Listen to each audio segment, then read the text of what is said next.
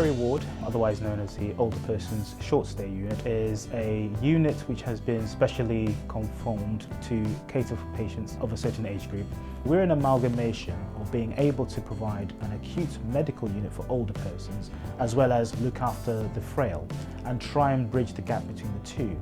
It all began with a team called the OPAL, which was a multidisciplinary team, with the idea of going into A&E and to various other acute areas, picking up some of these patients and being able to try and deliver a holistic perspective on their overall management. It's been a journey from what was meeting people at the front door to being able to actually bring these patients into hospital and complete the journey and safely discharge them back to the community services.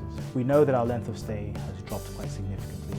By having a frailty unit like ours, you reduce their likelihood of having a long journey into hospital and ending up on a general medical bed.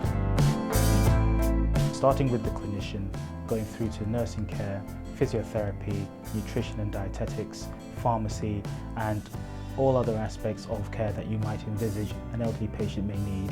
And once they come to the Cherry Ward, what we do is nurses will do the assessment, that's from head to toe. Then the doctors also will do their assessment. Then at the same time, the therapists will come and do their assessment in ensuring that the patients are back onto their feet. I will assess people who've already got a diagnosis of dementia. We're looking at their baseline functions, so how they usually are before they came into hospital. So I like to get an idea of how they were coping at home, trying to identify were they fine at home before they came in, or was this something that has been going on for a long time. What we've been looking at is something called deconditioning. Deconditioning of muscles, deconditioning of your bones, deconditioning of the mind. We try and get patients home within 5 days. Deconditioning starts pretty much from the moment patients are admitted into hospital. For people with dementia, if you stop using it, you're likely to lose it.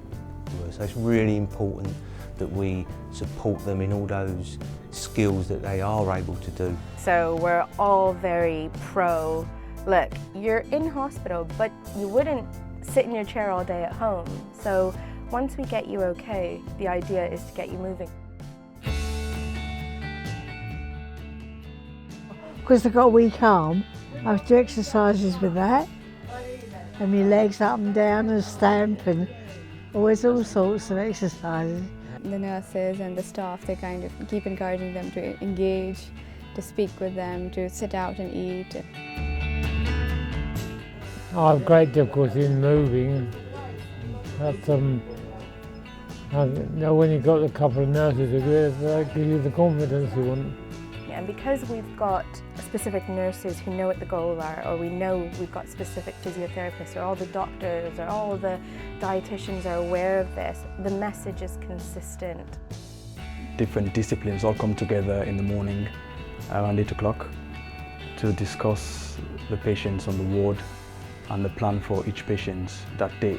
And that is attended by our therapists, by the pharmacists, by the doctors, nurses, and our Admiral dementia specialist nurse. It's day by day, the regular meetings, the multidisciplinary input, we're learning from each other.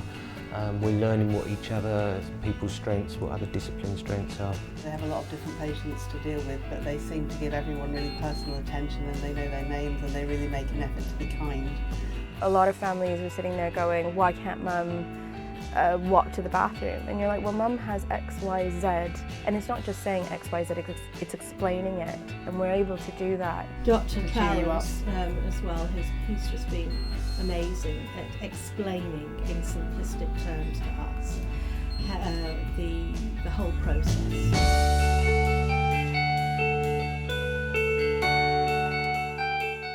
We have extended our ability to refer patients back to their GPs by also involving what is called the locality hub. And this allows patients who have completed their acute phase of management in a hospital to have ongoing support. I work closely with the locality hubs and do weekly sessions there as well. So sometimes I can see patients discharged from the frailty unit in the locality hub. So this is one way of actually trying to ensure that all the pieces of the puzzle are joined up together, and you have this continuum from an acute admission to hospital to being discharged from hospital and having ongoing care as well.